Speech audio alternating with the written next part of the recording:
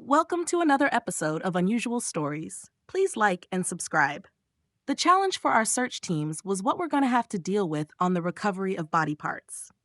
This case takes place in the United Kingdom on the 21st of April, 2015. Tracy Woodford was born on the 13th of February, 1968, and grew up in Wales. She was described as a gentle and kind soul, and in her adult years, Tracy remained close to her family, living with her mother Linda and her brother Sean. It is said that she lived a rather simple life and was happy to just spend time with her family and close friends. The day of April 21st, 2015, began like any other, but it would be the last time that 47-year-old Tracy would ever be seen alive again. Her brother Sean recalls the details of that day. They had a cup of tea in the kitchen where Tracy told her brother that she was going to be buying a ring in the town center. On this day, she ventured into Pontypridd town center and purchased the ring. Following this, she decided to stop off at a couple of pubs and bars. While there is nothing particularly strange about someone having a few drinks, it was unusual for Tracy, who rarely drank and had a low tolerance for alcohol. She wandered into various pubs and bars that afternoon, but at one point, she was refused alcohol for seeming too unsteady on her feet.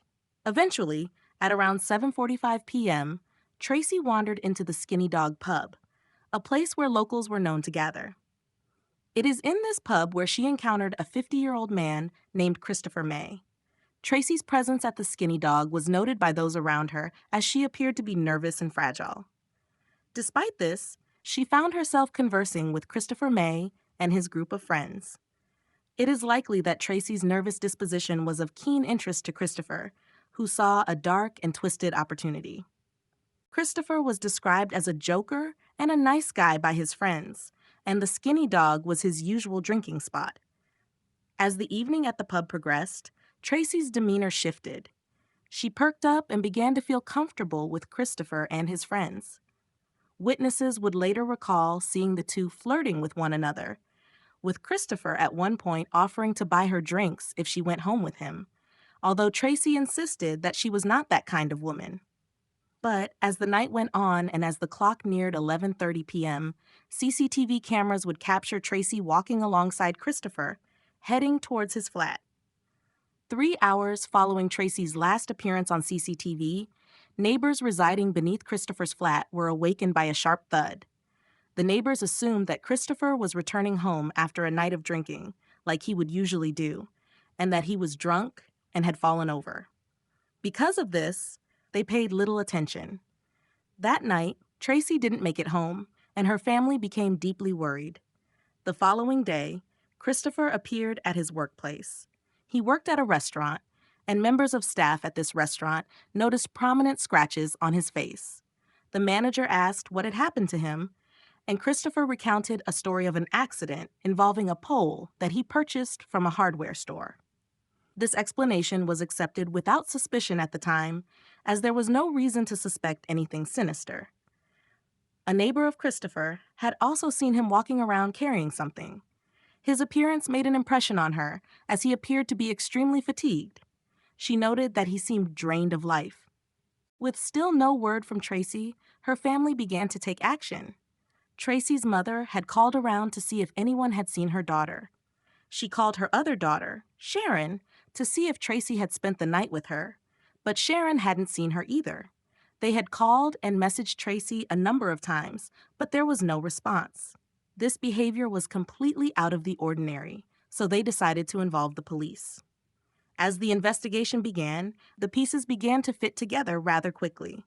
The police checked out the pubs in Pontypridd and were able to trace the final moments of Tracy's movements.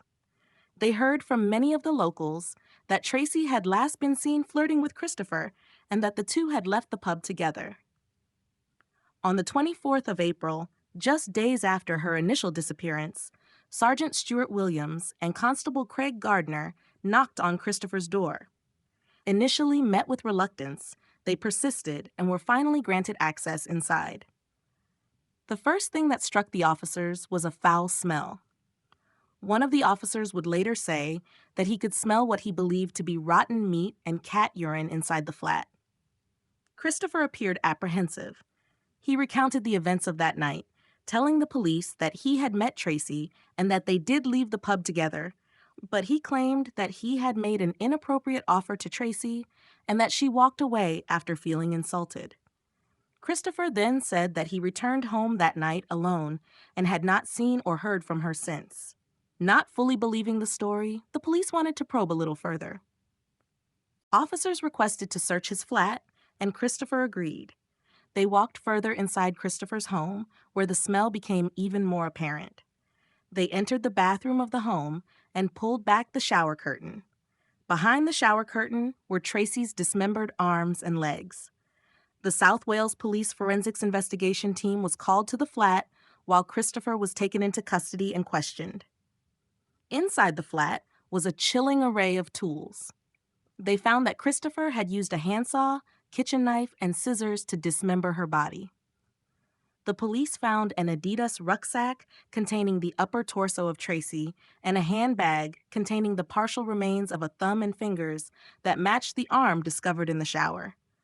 Although they couldn't find Tracy's head, news of the unfolding horror spread like wildfire through the community as a dense police presence covered the area and media outlets gathered. During questioning, Christopher told the police that he had hidden some of her remains in a storm drain. On the 25th of April, the police went to this location. Deep inside this dark tunnel, they made a grim discovery. The tunnel was incredibly dark, and on a ledge a meter or so from the bottom of the chamber, officers could see that there was something in a red bag. The officer then turned his head to the right and saw a human head lying on its side, covered in bruises and slash marks. Inside the red bag were more of Tracy's remains. This means that Christopher had removed Tracy's head, placed it inside a rucksack, left the house, and walked around in public with it on his back before placing the head in the storm drain. To think about him walking around in public with a severed head is incredibly chilling. The trial would begin later in 2015. PC Craig Gardner broke down while giving evidence about the moment he found Tracy's remains in the shower. He said, "I thought my eyes were deceiving me and that I was watching some sort of horror movie." A pathologist who examined Tracy's body gave evidence. He said that the dismemberment had been carried out by someone with experience with knives or of cutting up human bodies or animals. Christopher had previously been employed as a butcher, and he knew how to use a knife, how to remove meat from ribs, legs, and shoulders, and was good at butchering. The prosecution said it seems that his expertise in a butcher's shop had been put to use on a human body. The defense argued that Tracy was killed in a fit of rage after Christopher caught her going through his wallet. Christopher insisted that the killing was in self-defense and that he lost control during the row and strangled her to death. He also claimed that as he sobered up, he was physically sick several times, disgusted at what he had done to Tracy. He described that everything felt unreal as he transferred body parts from his flat over the following days into the water drain. Although it seemed that Christopher was not telling the whole truth, from the evidence collected, it seemed that this was no accident. His laptop revealed that on the night of Tracy's death, he had spent hours watching adult content after killing her, suggesting that there was some disturbing sexual motive for the heinous crime. Investigators also found traces of Christopher's DNA on Tracy's body. The prosecution said that it's extremely likely, if not certain, that he used her body for his own gratification when she was dead.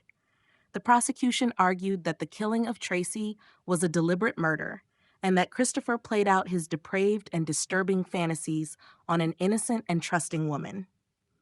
What is incredibly disturbing is that most of Tracy's internal organs have not been found, although some of them were found to be blocking Christopher's toilet as he attempted to flush them away.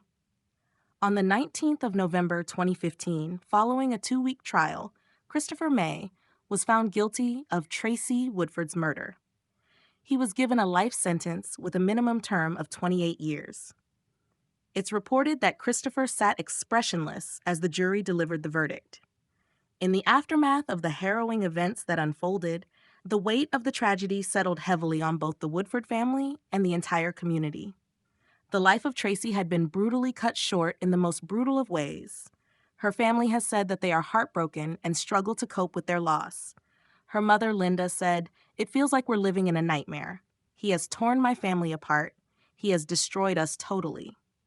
Tracy's brother, Sean, has said, "I am now angry every day, and I struggle to sleep most nights."